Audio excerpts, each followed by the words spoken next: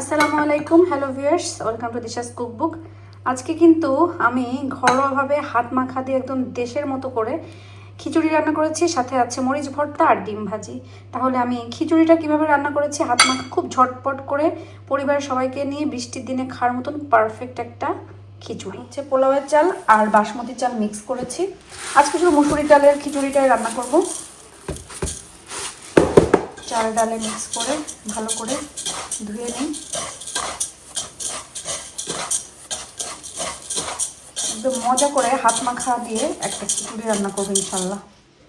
রসুন আর পেঁয়াজগুলো কুচি কুচি করে কেটে নেব।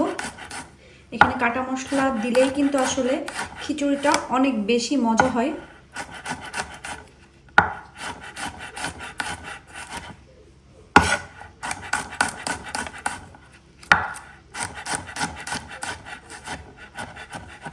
চেষ্টা করবেন পেঁয়াজটাকেও ঠিক বেশি কুচি কুচি করে কেটে নিতে, তাহলে কিন্তু মাখাতে গেলে যখন আপনি খিচুড়িটা মাখাবেন তখন কিন্তু অনেক বেশি মজা হবে।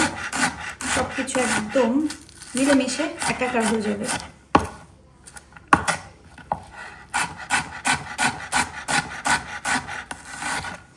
এখানে আমি 4টা কাঁচামরিচকে এভাবে 4 ফালি করে নিব।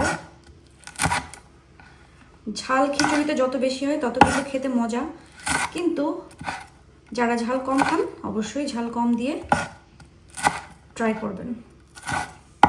কাঁচামরিচের পাশাপাশি আমি 2টা শুকনো মরিচ দিচ্ছি।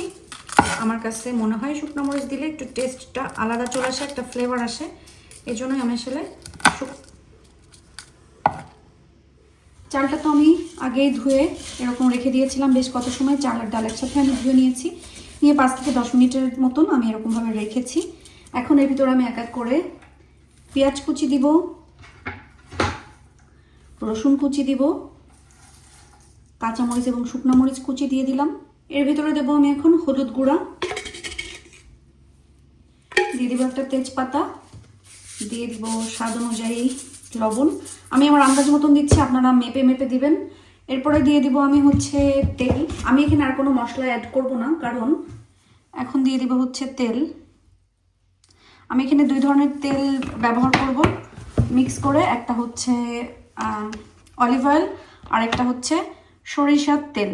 আপনারা যে তেল যে খান সেটা দিয়ে সাথে একটু সরিষার তেলও দিতে পারেন, তাহলে কিন্তু ফ্লেভার এবং টেস্টটা আলাদা আসবে। আমি এখানে আর কোনো মশলা ব্যবহার করছি না, কারণ আমি একদম বাঙালিয়ানা একটা অথেন্টিক খিচুড়ির ফ্লেভারটা চাচ্ছি। অন্য মশলা দিলে আসলে ওই ফ্লেভারটা আসবে না। আমরা সবসময় গ্রামগঞ্জে বা ছোটোবেলায় দেখেছি দাদি নানিরা কীভাবে খিচুড়ি রান্না করতো, ঠিক এই কয়েকটা মশলা দিয়ে।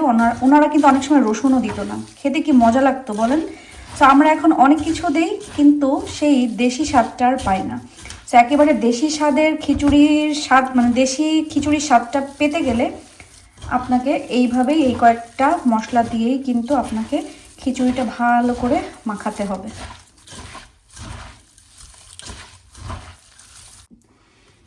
এইভাবে মাখালে একদম দেশি যেই খিচুড়িটা গ্রামগঞ্জে হয় মোটা চালের, সেই স্বাদটা পাওয়া যাবে।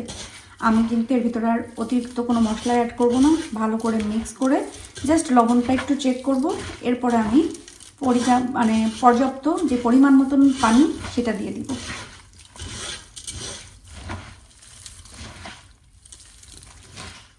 ভালো করে মাখায় নিয়েছি, এখন আমি দিয়ে দিব হচ্ছে পানি।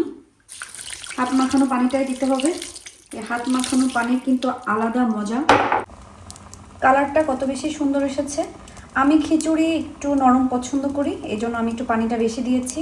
আর যেহেতু ডাল দিয়ে রান্না করছি খিচুড়ি, এই জন্য কিন্তু পানিটা একটু বেশি দিতে হবে, কারণ ডাল চালের মিশ্রণে জিনিসটা অনেক বেশি পানি খাবে। আপনারা নর্মাল যে ভাত রান্না করেন সেইটার তুলনায় কিন্তু সবসময় খিচুড়ি রান্না করতে গেলে একটু পানিটা বেশি দিতে হবে, কারণ এর ভিতরে ডাল থাকে, আর ডাল ছাড়া তো খিচুড়ি হবে না। আমি নরমটা পছন্দ করি, এই জন্য একটু পানি বেশি দিয়েছি। আপনারা ঝরঝরা পছন্দ করলে পানিটা হাত দিয়ে মেপে, এই যে হাতের এই কর পর্যন্ত এতটুকু পানি দিলেই হয়ে যাবে ইনশাল্লাহ।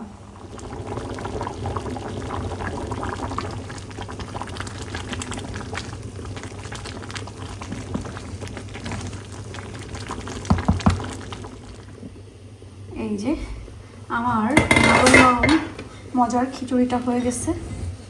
আমি আসলে এরকমই চাচ্ছিলাম, না অনেক শক্ত না একদম নরম, একদম পারফেক্ট একটা খিচুড়ি। দেখেন আপনারা কত সুন্দর হয়েছে রংটা, একটু নরম নরম।